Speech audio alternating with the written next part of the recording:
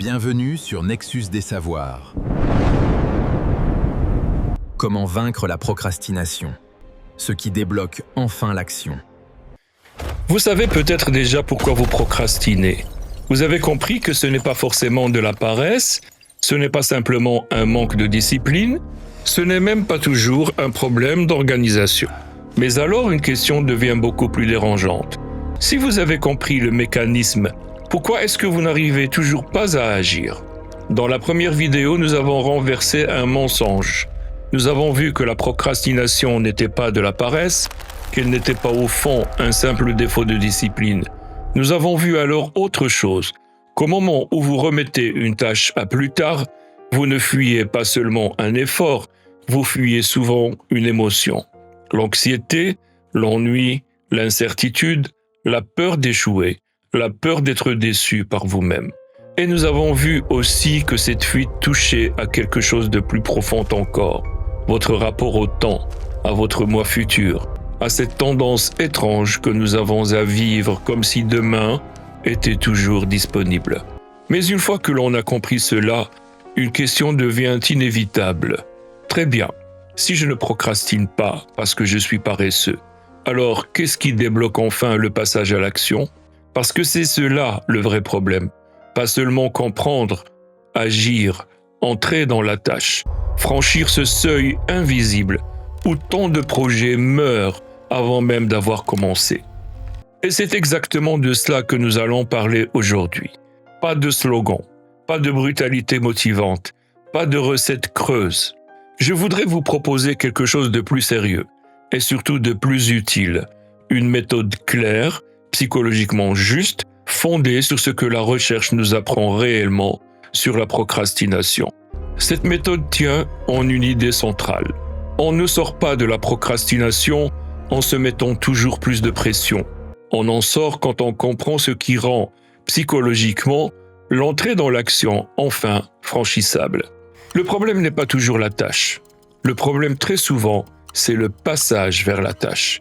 Et si vous ne comprenez pas cela, vous risquez de passer des années à vous juger avec beaucoup de lucidité sans avancer d'un centimètre.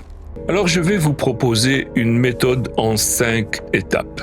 Pas 5 hacks, pas 5 astuces de productivité, 5 gestes mentaux et concrets pour traiter la procrastination à son vrai niveau.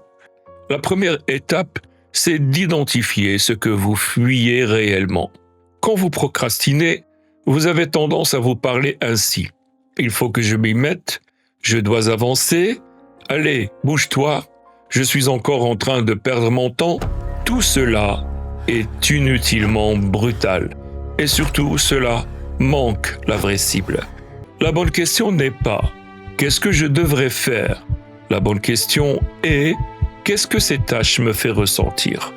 La différence paraît minime, elle est immense. Parce que tant que vous restez au niveau de la tâche, vous risquez de croire que votre problème est organisationnel.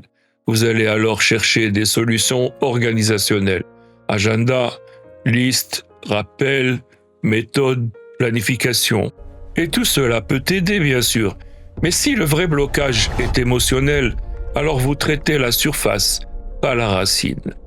Timothy Psychel et Fushia Sirois ont montré que la procrastination est souvent une stratégie de régulation émotionnelle à court terme. En clair, vous ne fuyez pas seulement le travail, vous fuyez ce qu'il vous fait ressentir. Ce rapport que vous repoussez, ce n'est peut-être pas seulement un rapport, c'est peut-être la peur qu'il révèle vos limites. Cette conversation que vous évitez, ce n'est peut-être pas seulement un appel, c'est peut-être la perspective d'un malaise, d'un conflit, d'une tension. Ce projet qui dort depuis 6 mois, ce n'est peut-être pas seulement un projet, c'est peut-être quelque chose qui compte tellement pour vous que le simple fait de le commencer vous expose. Voilà pourquoi le premier geste n'est pas de vous discipliner. Le premier geste est de nommer, pas vaguement, précisément. Pas « je n'ai pas envie », mais « j'évite cette tâche parce qu'elle me fait peur ». Pas « je suis nul », mais j'évite ces tâches parce que j'ai peur que je ne sois pas à la hauteur. Pas je suis encore en train de tout repousser, mais J'évite cette tâche parce qu'elle m'ennuie profondément et que je ne sais pas comment entrer dedans. Ce geste compte énormément. Les travaux sur l'affect labeling montrent que mettre des mots sur une émotion peut déjà réduire son intensité et restaurer un peu de contrôle. Vous n'effacez pas le malaise, mais vous cessez de le subir comme une masse confuse. Donc, première consigne concrète. Quand vous sentez que vous contournez une tâche importante, arrêtez-vous 30 secondes et complétez cette phrase. J'évite cette tâche parce que... Et allez jusqu'au bout de la phrase.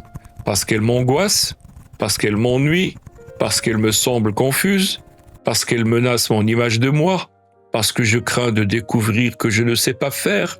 Tant que vous ne savez pas ce que vous fuyez, vous ne pouvez pas travailler intelligemment sur votre blocage. Vous ne faites que vous juger, et le jugement n'est pas une méthode. La deuxième étape, c'est de réduire la tâche à une entrée réelle. C'est ici que beaucoup de gens restent bloqués, même après avoir compris leur fonctionnement. Ils savent qu'ils procrastinent par anxiété, par flou, par évitement émotionnel. Très bien, mais ensuite, ils continuent à se parler dans des termes trop abstraits, trop vastes. Il faut que j'avance. Il faut que je reprenne ce projet. Il faut que je travaille sérieusement. Il faut que je règle ma situation. Le problème, c'est que le cerveau n'entre pas dans une abstraction, il entre dans une action. Et une action floue paraît toujours plus lourde que l'action définie. Avancer sur mon mémoire est flou. Ouvrir le document, relire les 2 dernières pages et écrire 3 phrases est concret. Me remettre au sport est flou. Mettre mes chaussures et sortir marcher 10 minutes est concret. Gérer enfin ce dossier est flou. Ouvrir le mail, lire la pièce jointe et surligner les 3 informations à traiter est concret. La procrastination prospère dans les tâches immenses, diffuses, mal délimitées. L'action commence quand vous retrouvez une porte. Retenez bien cela. Ce qui vous bloque n'est pas toujours la tâche elle-même.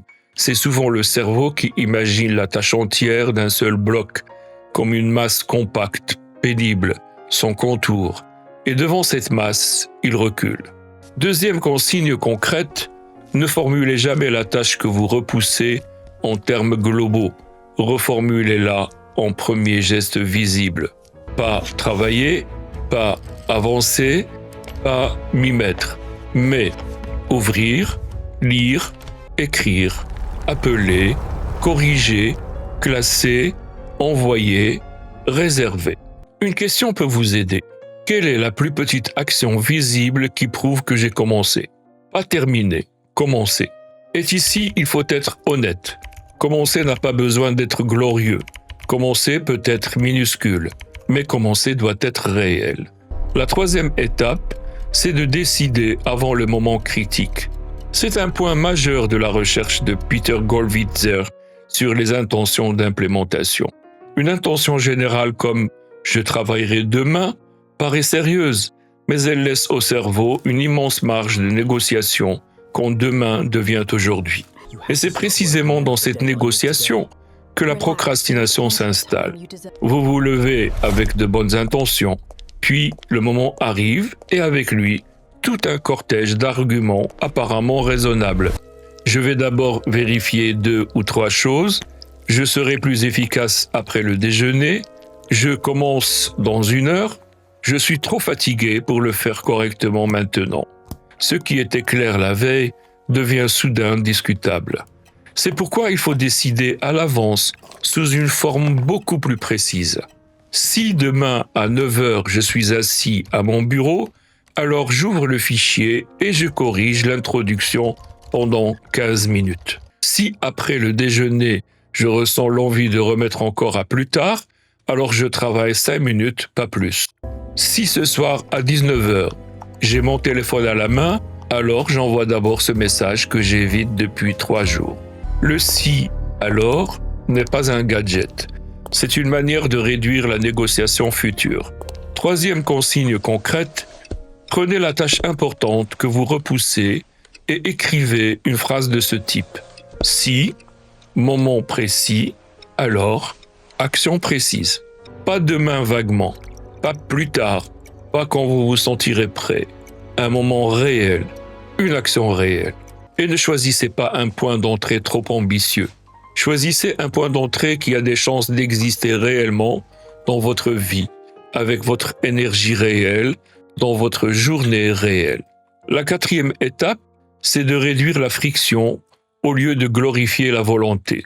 Nous aimons croire que tout se joue dans la force intérieure, mais la psychologie du comportement et les analyses de Galperin montrent autre chose. Il existe un coup d'entrée dans l'action, une énergie d'activation, et ce coup pèse énormément dans la probabilité de commencer. Avant même de travailler réellement, il faut parfois retrouver le bon document, ranger le bureau, se souvenir de ce qu'on devait faire, résister aux distractions, prendre plusieurs décisions intermédiaires, supporter une impression de désordre intérieur. Et c'est souvent là que la procrastination commence. Pas dans une incapacité abstraite à être sérieux, mais dans un démarrage trop coûteux.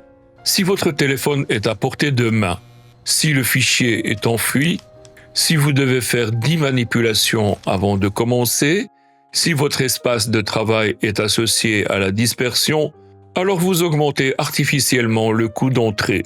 Ensuite, vous appelez cela un manque de discipline. Ce n'est pas forcément de la faiblesse, c'est parfois simplement une architecture défavorable. 4e consigne concrète. Préparez la scène avant d'avoir besoin de votre courage. Ouvrez le fichier la veille, laissez le document au bon endroit, préparez le matériel, fermez ce qui vous aspire. Décidez avant, au calme, pour ne pas avoir à décider au moment où l'émotion reviendra. Il y a quelque chose de très libérateur ici. Vous n'avez pas toujours besoin de devenir plus fort. Vous avez souvent besoin de rendre l'action moins chère à enclencher. La 5e étape enfin, c'est de commencer avant d'avoir envie, sans utiliser la honte comme carburant. C'est probablement le point le plus décisif de tout cet épisode. Beaucoup de gens attendent la motivation comme une permission intérieure. Ils pensent qu'ils agiront lorsqu'ils auront enfin l'élan, l'énergie, la clarté, la certitude. Mais la motivation n'est pas une porte d'entrée fiable. Elle fluctue trop. Elle dépend trop du sommeil, de l'humeur, de la fatigue, du contexte, du stress. Et surtout, dans les tâches émotionnellement chargées, elle vient souvent après le début, pas avant. On ne se met pas toujours au travail parce qu'on est motivé, on devient souvent plus motivé parce qu'on a commencé. Une fois que vous êtes entré dans la tâche, quelque chose change. Le brouillard diminue, l'abstraction se réduit, l'incertitude baisse, la tâche devient plus maniable. C'est pour cela qu'il faut cesser d'attendre l'état parfait. Mais il faut éviter un piège tout aussi dangereux. Croire que la honte vous aidera. Je dois me secouer, j'en ai marre d'être comme ça. Je suis pathétique, il faut que je me mette un coup de pied. Cela donne parfois l'illusion d'une fermeté utile. En réalité, cela alimente souvent le cercle vicieux. Les titres de Wall, Psychol et Bennett montrent que le pardon de soi après un épisode de procrastination peut réduire la procrastination ultérieure, justement parce qu'il coupe la boucle honte-évitement. Pourquoi ? Parce que la honte est elle-même une émotion pénible. Et si la procrastination sert déjà à fuir des émotions pénibles, alors vous pouvez aussi procrastiner pour ne pas ressentir la honte d'avoir procrastiné. Le cercle est redoutable. Vous évitez, vous vous jugez, puis vous évitez davantage pour ne plus sentir ce jugement. 5e consigne concrète. Remplacez la violence par une lucidité opérante. Pas « je suis nul », mais « j'ai encore évité », qu'est-ce qui a bloqué, quelle est maintenant la plus petite entrée possible. Pas « je recommence toujours pareil », mais je vois mieux le mécanisme, je reprends plus petit, plus clair, plus préparé. Ce n'est pas de la complaisance, c'est de l'efficacité psychologique. Si je rassemble maintenant toute la méthode, elle tient en 5 mouvements simples. D'abord, vous identifiez l'émotion que vous fuyez. Ensuite, vous réduisez la tâche à une entrée concrète. Puis, vous décidez à l'avance quand et comment vous commencerez. Ensuite, vous préparez l'environnement pour réduire la friction. Enfin, vous commencez sans attendre l'envie et sans utiliser la honte comme moteur. Et maintenant, j'aimerais aller plus loin encore. Parce qu'au fond, cette méthode ne tient vraiment que si vous réapprenez à sentir votre futur comme quelque chose de réel. Le premier épisode l'avait montré. La procrastination est aussi une fracture entre le mois présent et le mois futur. Le futur reste trop abstrait, trop léger, trop éloigné au moment du choix. Et c'est pour cela que le soulagement immédiat, même médiocre, l'emporte si souvent. Alors je voudrais vous proposer un dernier exercice. Prenez la tâche importante que vous évitez et posez-vous 2 questions. Première question, qu'est-ce qui deviendra plus léger dans ma vie quand ce sera fait? Pas de manière vague, de manière concrète. Qu'est-ce qui cessera d'occuper mon esprit? Qu'est-ce qui changera dans mes journées? Quel soulagement précis? Quelle stabilité précise? Quelle dignité précise? Deuxième question, si dans 3 mois rien n'a bougé, quel en sera le prix? Pas pour vous effrayer gratuitement, mais pour redonner du relief au temps. Quel poids allez-vous continuer à porter? Quel projet va encore s'user dans l'attente? Quelle version de vous-même restera suspendue? Ce n'est pas simplement une technique, c'est une manière de réparer le lien avec votre propre vie. Car la procrastination n'est jamais seulement un problème d'organisation, elle devient douloureuse parce qu'elle met en suspens quelque chose de vous, un travail, une décision, une transformation, une fidélité à ce que vous savez devoir faire. C'est aussi pour cela que la vidéo initiale s'intéressait à la question du temps existentiel. Non pas seulement le temps de l'horloge, mais le temps vécu, celui dans lequel une vie se joue. Le but n'est pas de devenir une machine à produire. Le but n'est pas de devenir un gestionnaire plus efficace de vos reports. Le but est de cesser de vivre comme si ce qui compte pouvait toujours attendre, comme si demain était garanti, comme si l'on pouvait indéfiniment différer l'entrée dans sa propre existence. Kierkegaard et Heidegger, chacun à leur manière, avaient vu cela. Le temps n'est pas seulement une quantité à administrer. Il est la matière même dans laquelle une vie se forme ou se disperse. Procrastiner, ce n'est pas seulement perdre des heures, c'est parfois perdre en densité existentielle. C'est laisser en suspens une part de ce qui nous était demandé. Alors non, vous n'avez pas besoin d'être plus dur avec vous-même. Vous avez besoin de devenir plus juste dans votre manière d'entrer dans l'action. Nommez ce que vous fuyez. Décidez avant. Préparez la scène. Commencez sans attendre l'envie et refusez la honte comme méthode. Voilà ce qui débloque, concrètement, le passage à l'action. Pas un miracle, pas une formule magique, mais quelque chose de plus solide, une manière de traiter enfin la procrastination à son vrai niveau, celui du psychisme, du comportement et du rapport au temps. Alors je vous laisse avec une consigne très simple. À la fin de cette vidéo, ne prenez pas 10 résolutions. Prenez une seule tâche importante que vous repoussez. Écrivez « J'évite cette tâche parce que ». Puis définissez l'entrée la plus petite et la plus concrète possible. Puis écrivez votre phrase « Si, alors ». Puis préparez ce qu'il faut et commencez aujourd'hui, même avec l'action la plus petite possible. Pas pour devenir prêt, pas pour devenir parfait, pas pour cocher une case de plus, mais pour cesser un peu de traiter votre moi futur comme un étranger. Parce qu'au fond, sortir de la procrastination, ce n'est peut-être pas apprendre à se contraindre toujours plus. C'est cesser de fuir ce qui, en vous, demandait depuis longtemps à être rejoint. Et c'est peut-être là, justement, que commence la liberté.